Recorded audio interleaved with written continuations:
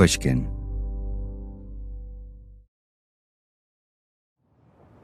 Jefferson DeBlanc was falling through the air. The wind roared in his ears. His shoulders were gripped by the harness of his parachute. He was plummeting thousands of feet towards the Pacific Ocean, having jumped seconds before from the wreckage of his plane. He was hoping to land somewhere close to a shoreline, because as he was falling, night was falling too. It was the evening of January 31st, 1943.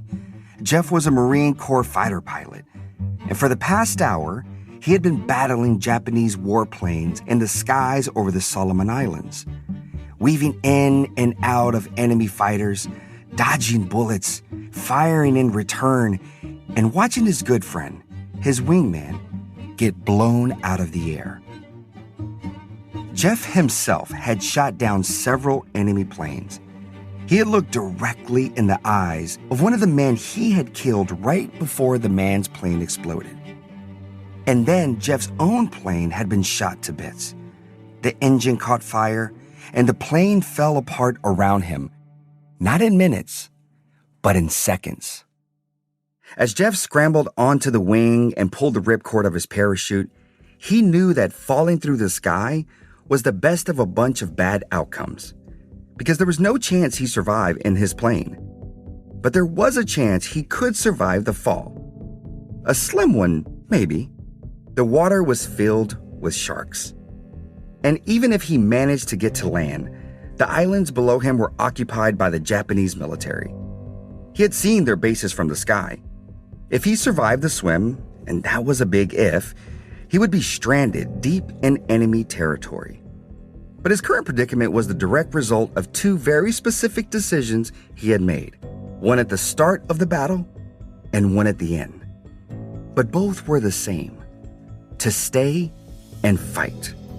Stay even if it meant that this was the end game, plunging through the atmosphere towards the water as the sun disappeared over the horizon.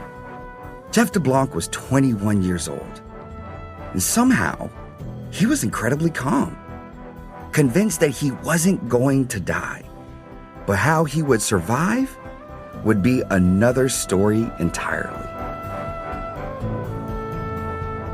I'm J.R. Martinez, and this is Medal of Honor, Stories of Courage.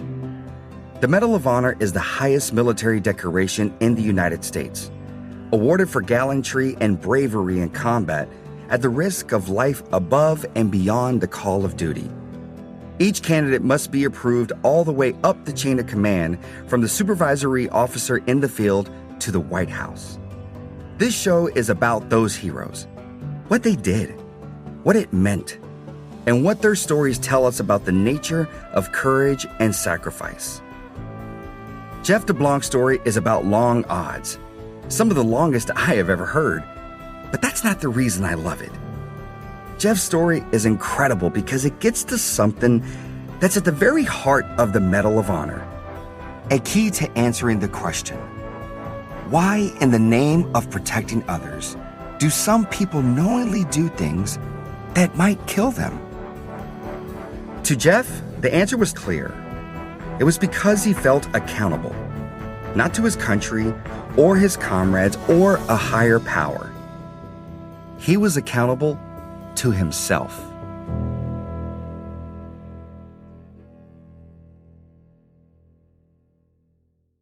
Jefferson DeBlanc was born in 1921. From a very early age, he was obsessed with aviation. Here he is, talking about the moment he fell in love with it when he was about 6 or 7. An airplane came over biplane and had engine trouble and landed in the pasture about a mile from our home. So we all ran to see the aircraft. That accent you hear in his voice? It's Cajun. Jeff was born in Louisiana, and he was descended from the French-speaking settlers of that region. He grew up in the bayous, specifically the Atchafalaya Basin, the nation's largest river swamp, bigger than the Everglades. He spent his youth scrambling around in the murky heat of those dense, jungly swamps, Not a place where planes usually just fall out of the sky, but to a kid on that bayou, this was a dream come true. And of course, I was the first one to get there. And when I got there, for a reward, he picked me up and put me in the cockpit. And I looked at the dials, I was caught and hooked. No doubt in my mind. The instrumentation was fascinating. And that's how I got hooked on aviation from then on out. You will come to know something special about Jeff. Once he sets his mind to something, decides to do something, that's it. It just sticks. From a one-time encounter with a plane as a kid, he picked a life path and stuck to it. He went to college in 1938, and by 1939, with war escalating in Europe, the government started training civilians to fly. Jeff signed up for flight school as quickly as he possibly could. In July of 1941, at the age of 19, he joined the Navy with a plan of becoming a fighter pilot. The attack on Pearl Harbor put pilot training on hyperspeed. With the declaration of war, the military had to churn out aviators in record time, which meant that Jeff barely got 250 hours of flight training before he was shipped out. No lessons in dogfighting tactics, almost no instruction on how to fire guns. And we did not have any survival training. The name of the game was get the bodies out fast, and that's what they did. Jeff graduated from flight school, but then he was told the one thing that no fighter pilot wants to hear. The Navy needs you to fly reconnaissance aircraft. They were going to make a P-boat pilot out of me, and I didn't want it. I wanted fighters. So Jeff transferred to the Marines. There, he could be a fighter pilot. In the summer of 1942, he was commissioned a second lieutenant in the Marine Corps Reserve. His airplane would be the F-4F Wildcat, rugged and easy to maneuver with 6 machine guns mounted on the wings. It had a flying range of several hundred miles, but any dogfighting would burn fuel quickly. You could strap on an extra 50-gallon fuel tank, but that tended to have problems, including making the plane more difficult to fly and easier to blow up. Jeff couldn't wait to start flying Wildcats, but he hadn't trained in them at all. Before he fought in one for the first time, he had only flown a Wildcat for 9 hours. Almost nothing. He would have to turn that nothing into something pretty fast, because he was shipping out to the Solomon Islands, specifically Guadalcanal. We've talked about Guadalcanal before on this show. Last season, we told the story of Doug Monroe, the Coast Guard signalman who died during one of the early battles there. In the months after Pearl Harbor, the Japanese Empire had gained footholds throughout the Pacific, the Philippines, Eastern China, Singapore, New Guinea, and more. Their goal was to move eastward, to threaten Hawaii, and southward to cut off Australia from the rest of the Allied forces. The Allies were going to have to stop them if there was any hope of winning the war. So the Allies set their sights on the Solomons, a chain of more than 900 islands scattered over 11,000 square miles in the South Pacific. In 1942, they invaded Guadalcanal, the biggest of the islands where the Japanese had carved out an airfield. The Allies captured the airfield, dug in, and used it as a staging ground to take on the enemy. This is the airfield on the island of Guadalcanal in the Solomons, for the possession of which so much heavy fighting has taken place. In American hands, it's become a vitally important base from which to bomb Japanese warships and convoys. Fighter pilots and Wildcats would escort dive bombers as they went to strafe the Japanese. The Wildcats would take on these Japanese float planes and fighter jets so that the bombers could get close to their targets. You couldn't send out bombers without the Wildcats. They needed that protection if they were going to get to their targets and get home safely. These aerial missions were inherently dangerous. An estimated 420 American pilots would eventually lose their lives in the skies over the Solomons. And so in November of 42, 3 months after the start of this campaign, Jeff arrived in Guadalcanal. The terrain of the Solomon Islands reminded him of Louisiana. The relentless heat, the mosquitoes, none of that was new to him. He was, as ever, completely calm, full of hope and a kind of giddy, youthful faith. He told himself, I could survive here if I had to. And soon enough, he would put that theory to the test.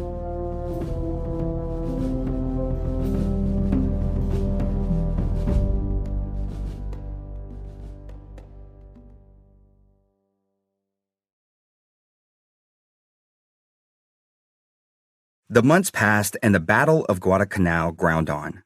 The U.S. troops still only held the airfield, while the Japanese were elsewhere on the island and on bases scattered throughout the Solomons.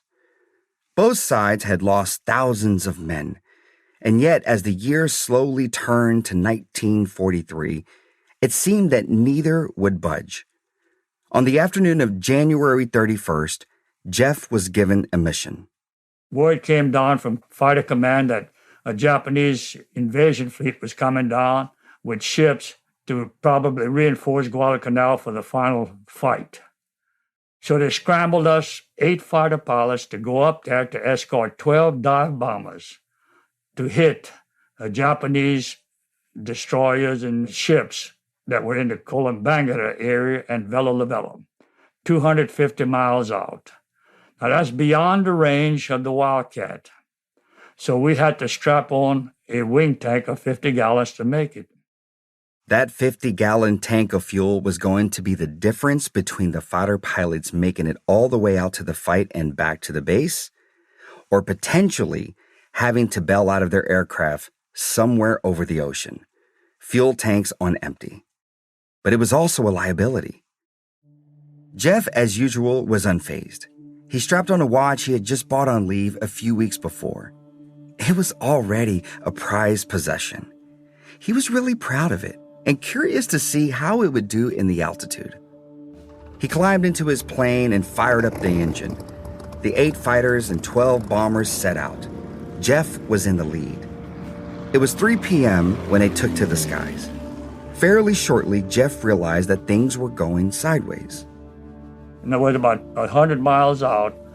I'd already used my 50 gallons, and the main tank was not full.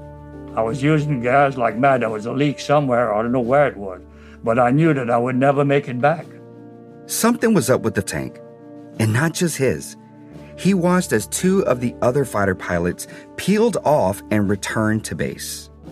2 guys must have had the same trouble because they turned back, so they left 6 of us to do the job of protecting the dive bombers. Now, we needed all the guns we could get up there to protect the dive bombers, or else they were dead ducks. The bombers desperately needed the Wildcats to keep them safe and to fend off the Japanese attack that was sure to come. Jeff knew that when they got to the bombing site, he would most likely be engaged in a dogfight. Every evasive action he would take would cost him more precious fuel. Nevertheless, he made a decision. He would stay and fight no matter the cost. Now, I'm not a brave man, but I have to live with myself. If I quit now, that would be 1 less fighter pilot to go up there. So I decided to keep going.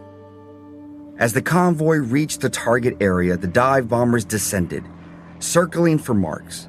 But Jeff realized they were no longer alone. 2 Japanese float planes appeared from above, diving down towards the American bombers. Jeff had the advantage of altitude.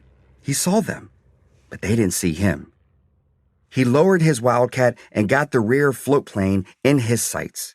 He let out a burst of gunfire, a direct hit.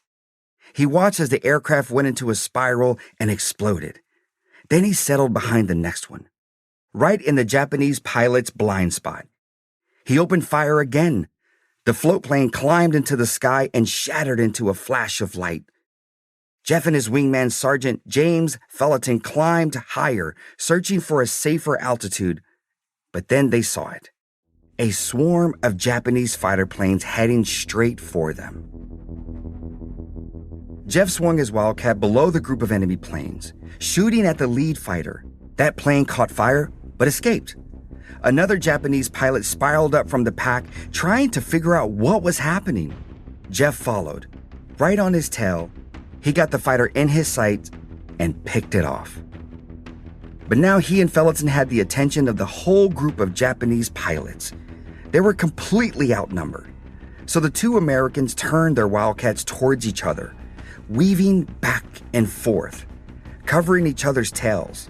Then Felton swung too wide and came straight into the crosshairs of one of the Japanese guns. Felton took a hit to his engine. His plane started streaming black smoke. He had no choice but to bail out, parachuting to the ocean below. The rest of the Japanese fighters scattered. For a moment, the sky was clear of the enemy. The sun was setting, and the window to return home and land safely was quickly disappearing.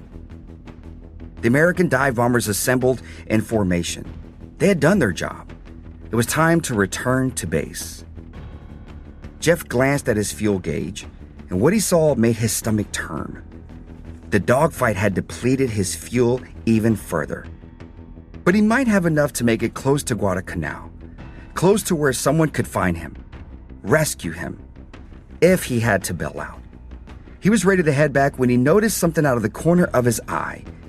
2 enemy fighters on his tail. If he stopped to engage them, he would never make it back to safety. But he had to draw them away from the American bombers. That was what he had been sent on a mission to do. Out of fuel, thousands of feet in the air, ocean and jungle islands beneath him, and a choice to make. Well, after all, he told himself, he'd grown up in the Louisiana swamps. He wasn't afraid of the jungle. I figured I knew enough about survival. I wasn't trained for it, but I was born and reared here in this Chapel Basin that I could survive if I hit the islands. So he decided, once again, to stay.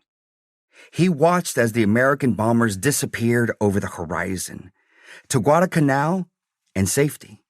And then he climbed higher to attack the 2 enemy planes head-on. They closed the space in a heartbeat. He fired. The first Japanese plane caught fire, but it wasn't going down. Jeff realized the pilot planned to fly his burning fighter right into Jeff's Wildcat. This guy was sharp. He knew he was dead. He caught fire and he was going to ram me. He coming straight toward me, still on fire. So I held the trigger down. He exploded and I flew through the pieces. Debris flew past him, hitting Jeff's plane, but his engine was still running. His Wildcat was still flying, and as far as he could tell, there was just one fighter left. He banked sharply to get on the tail of the second fighter plane as it sped by. But the pilot had guessed his plan and pulled up high above him. Then he came down, straight towards Jeff. When I saw him coming down on me, he was picking up speed. And he was too anxious for the kill. You get too anxious. You've seen birds that way, or animals get too anxious to kill. They anticipate and they caught themselves. So he was coming down so fast that he didn't realize he was overtaking me. Normally the reaction would be, let me get out of here and press it, see if I can pick up more speed and run away from him. That's your normal way of trying to preserve your life. Run away, but not in a fighter plane. Instead of trying to run away, I chopped the throttle, which slowed me up. Then I skidded. So he couldn't stay on my tail. In effect, Jeff slammed on the brakes, trying to force the Japanese pilot to overshoot him. It worked. The 2 pilots locked eyes. Wingtip to wingtip when we looked at each other. Then I knew, and he knew that he was a dead man. It was a moment that would stay with Jeff forever. That tension between seeing your adversary, acknowledging his humanity, and knowing what you were about to do to him. And yet, his conscience was clean. A lot of pilots rationalize. We don't shoot down or kill men. We just shoot down airplanes. You know, that's a shield to take away the idea of having killed somebody. It doesn't work that way. You either kill or you be killed. Okay? And you have no remorse for the enemy. He's out to kill you. So the name of the game is you kill him before he kills you. Jeff fired, and the Japanese pilot's plane exploded. For the first time in hours, Jeff seemed to be out of harm's way. I figured I had it made. Let me go home, try to survive. And while I'm doing that, the sun is setting. He glanced at his watch. It was 6 p.m. It would be dark soon. And that's when I got hit. The first bullet came through over my left shoulder and took my watch off my wrist. He hadn't seen the new fighter planes behind him, but now they were lighting up his Wildcat with bullets. The instrument panel burst into flames. The engine lost power. His plane was disintegrating. As Jeff looked frantically around, he saw another fighter bank to take a run at him. He was a dead man. So I got out of there like a tall dog because the bullets were setting everything on fire and hitting the armor plate and everything else. But I was lucky. I had a few shrapnel cuts, but I didn't realize it then. But the adrenaline was flowing so fast that I didn't even feel I was hurt. The only thing left to do was bail out. He was about 3,000 feet, somewhere over the western Solomon Islands. So I jumped out, trailing for the edge of the wing, and pulled a ripcord, and it floating through the air was beautiful. Like I said, this is one extremely unflappable man. Man, that was the most sensational thing I ever did in my life. And it was outstanding. But then he hit the water, harder than he'd anticipated. His gun, canteen, and extra shells were ripped away from him. He managed to inflate his life jacket. When he broke the surface of the water, he could see shoreline ahead of him, but the current was sweeping him out to sea. Jeff knew he was bleeding, and he knew there were sharks. All aviators at the time were given chlorine pills to break into the water to keep sharks away. So Jeff broke his as he swam, and swam, and swam. It would take 6 hours of swimming for Jeff to reach shore. Dusk settling into full darkness, the stars coming out, and an unknowable amount of swimming left to do. But he kept going. Finally, he reached the shore. He pulled himself up on the sand, tore off his life jacket, and ran across the beach to the underbrush. It might have been dark, but he knew the Japanese had a base on this island. He had seen it from the sky. He was in enemy territory now. I knew enough to get off the beach and cover up my tracks, and I fell asleep right there. For the moment, he could rest. Kind of like a worn-out kid. Jeff could sleep pretty much anywhere. This place was Kalambangara Island. That night, he found peace. But what awaited him on the island was every bit as dangerous as anything in the sky. Jeff DeBlanc woke up to the feeling of rain. He ached all over. He had a backpack with the basic survival kit, so he dressed his wounds as best as he could and had a bite of chocolate from his pack. He had no idea where to go, or if the Allies knew he was still alive. He was pretty sure the Japanese did. One of the pilots had circled him as he was parachuting down. I had to figure, well, I'm in enemy territory, and I know they're looking for me because the man circled me, and they shot me down. So they're looking for me definitely. Yet somehow Jeff was convinced that he could survive in the jungle. Maybe even steal a plane off the Japanese base and get home. He started to trek inland. He had a knife in his pack, and he walked with it out in front of him. The vegetation was so thick, he found it easier to climb into the trees, moving above ground from one to the next. The second night, he fell asleep, this time in a tree, even though his wounds had started to bother him. The following morning, he spotted a grass hut in a small clearing. It had a straw sleeping mat inside, and Jeff gathered coconuts from the trees and rainwater from where it had pooled on massive leaves. While exploring the jungle, he found a downed Allied fighter jet swarming with flies. He saw that the machine guns had been removed, and he shuddered. Had the Japanese been there? But then he saw bare footprints surrounding the wreckage. He knew what that meant. One of the local indigenous tribes must live close by, because the Solomon Islands were populated, of course, by people who lived there for thousands of years. Some Melanesians, some Polynesians. In fact, more than 80 different languages are spoken by the peoples of the Solomons, making it one of the Pacific's most diverse countries in terms of language and ethnicity.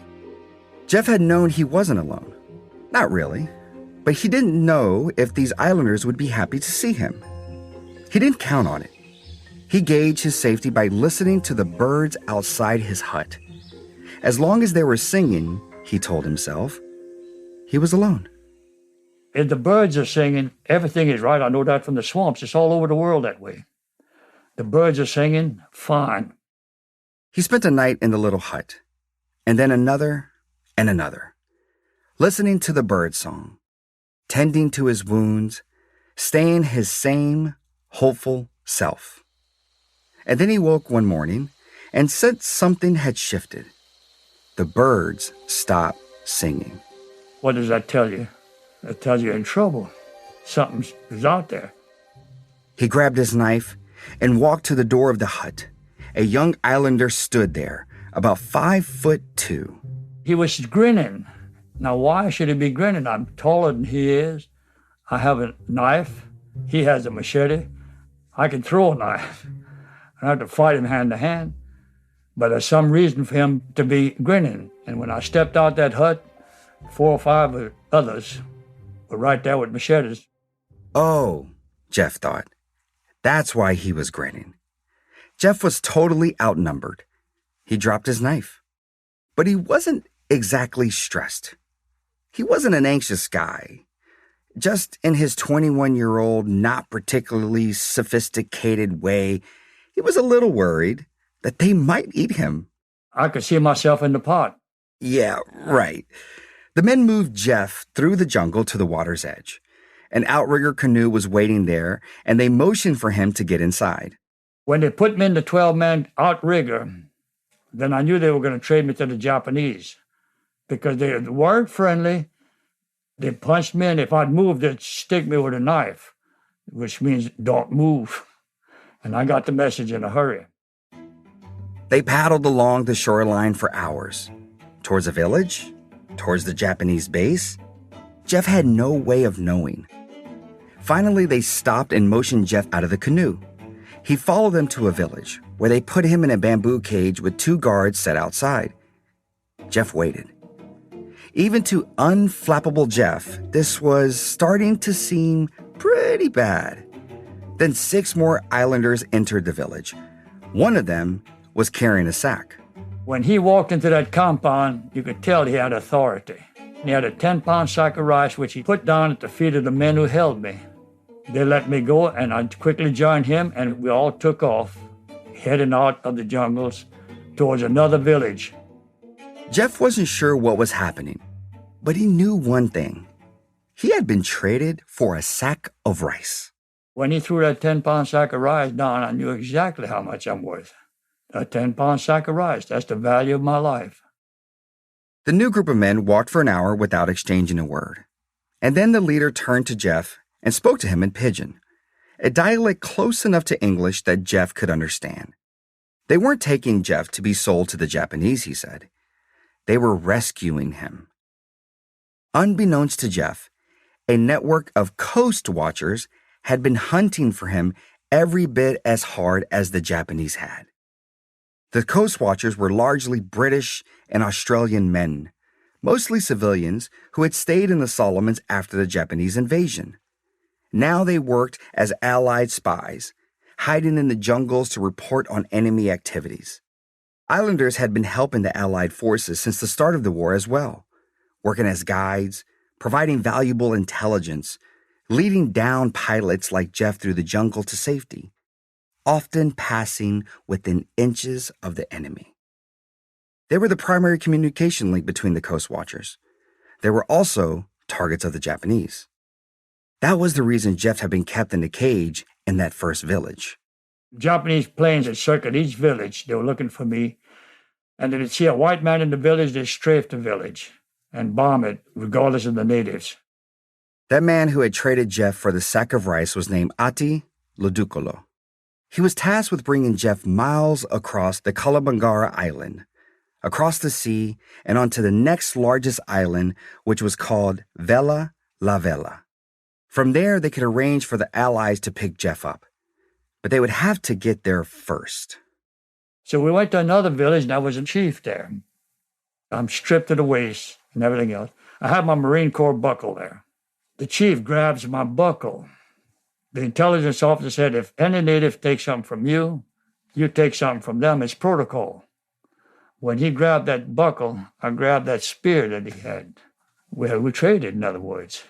He nodded, and I nodded, and I walked off with the spear. Jeff held tightly to that spear as he and Ati traveled on. They reached another 12-man outrigger canoe. They paddled in the darkness through a rainstorm with nothing but the tides to guide them. Then daylight, and into another canoe. This time, Ati made Jeff lie on the bottom and covered him with palm fronds.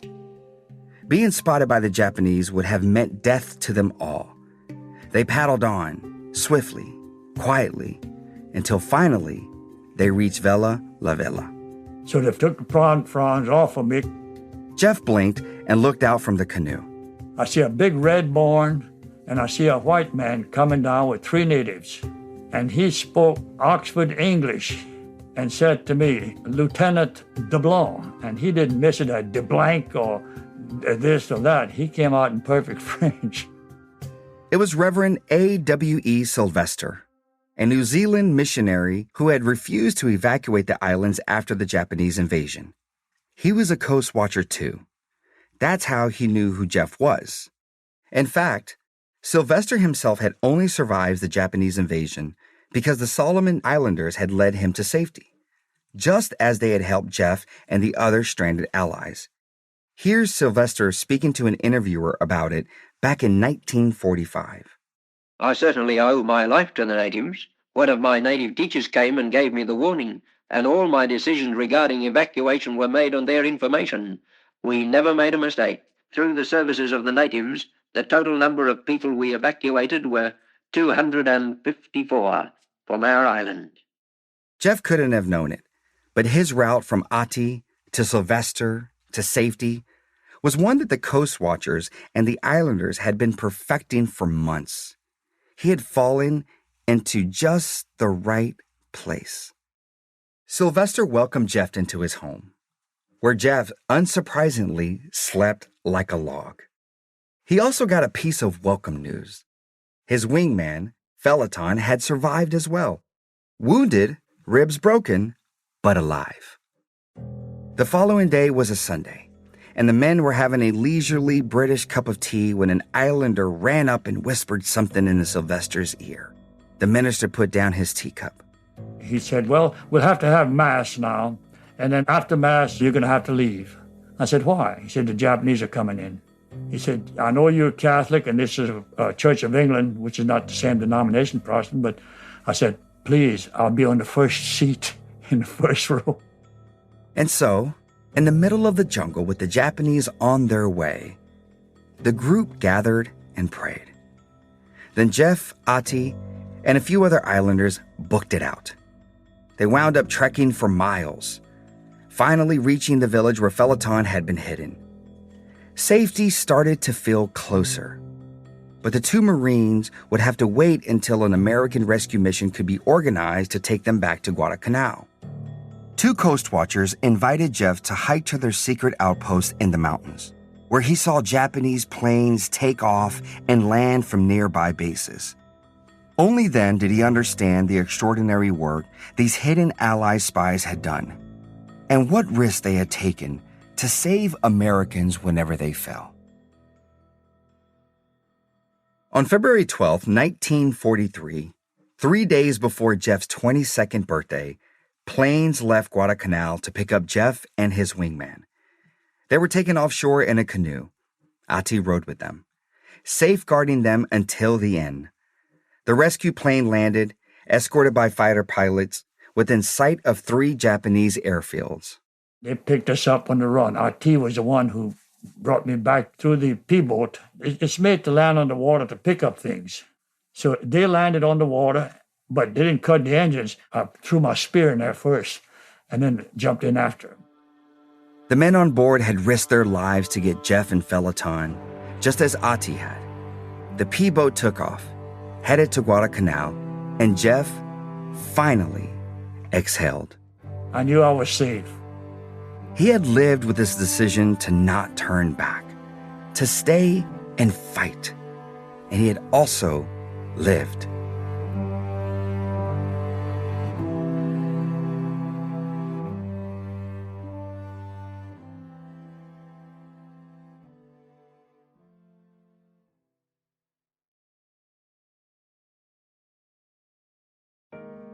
Jeff went on to serve a few more months in the Solomons. When he returned home on leave, his little town presented him with a watch to replace the one that had been blown off his wrist. He was awarded the Navy Cross for his actions in the skies that last day of January 1943. He volunteered for active service again. He flew missions during the Battle of Okinawa. He touched down in Japan after the war ended, curious to see what the country looked like. But he was ready to return home, specifically to Louise Berard, his high school sweetheart. He had known her since she was the star forward of the championship girls basketball team, a dark-haired beauty with a sweet smile. They got married. Jeff went to college, and then in December of 1946, he got a call. He was told that he was going back into active duty. He couldn't understand it. Why? He had served his country. He was a reservist. What active duty was he even going back to? I said, well, I'm a reserve. I don't go back. Yeah, but he said, this is to come to Washington to get the Medal of Honor. He said, you got to be joking. I said, send it to me in writing. And they did. So they put me on active duty to go back. So it wouldn't cost me anything. Yep. They put him on active duty so that he wouldn't have to pay for the trip. Anyways, he and Louise went to Washington, and President Harry Truman gave Jeff his Medal of Honor at the White House. Jeff went on to stay in the Marines as a reservist until 1972. He and Louise had 5 children, a girl and 4 boys. Jeff got advanced degrees in science and mathematics. He became a teacher. He taught middle and high school kids. And then he went back to the Solomon Islands 4 times. The first was in 1992, for the 50th anniversary of Guadalcanal. He went up in a plane, this time flown by someone else, and peered down over Kalamangara Island, searching for the hut where he'd hidden out so many decades before. And then in 2000, he flew to Vella La Vella to be reunited with Ati Loducolo, the man who had guided him on his treacherous path to safety. Jeff was taken by boat to Ati's village, where his former guide, now in his 90s, was waiting.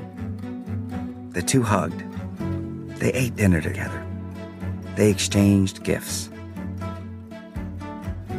57 years had passed since they had met in the jungle, since Ati saved Jeff's life. Jeff had never forgotten his bravery or his kindness. Or, of course, that 10-pound bag of rice. Jeff DeBlanc died in 2007, at the age of 86. The spear he traded his belt buckle for now sits in the World War II Museum in New Orleans, Louisiana. Even at the end of his life, when asked about the Medal of Honor and his actions on January 31st, 1943, Jeff brought everything back to one thing. Not heroism, not bravery, but personal accountability. I could have easily turned back and nobody would have questioned me because 2 guys did already. But I would have to live with myself because no doubt in my mind, a lot of those bombers would not have returned, and that would be a part that I would have to be accountable for. And I don't like that. The kind of accountability Jeff is talking about isn't expectations from others or a job description. It's a personal ethos. It's the feeling of being sure what your values are and the determination to stick to those values no matter the cost. Some might call it a conscience, that little voice inside your head. That little voice told Jeff that if he turned back and abandoned his mission, he'd be turning back to a life he wouldn't want to lead. So he stayed and protected those bombers, even when he knew he might never make it home. I think that's why Jeff felt such peace when he found himself falling thousands of feet through the air, the empty ocean rising up to meet him, seeing this glorious beauty in the fall with a conscience as light as a feather.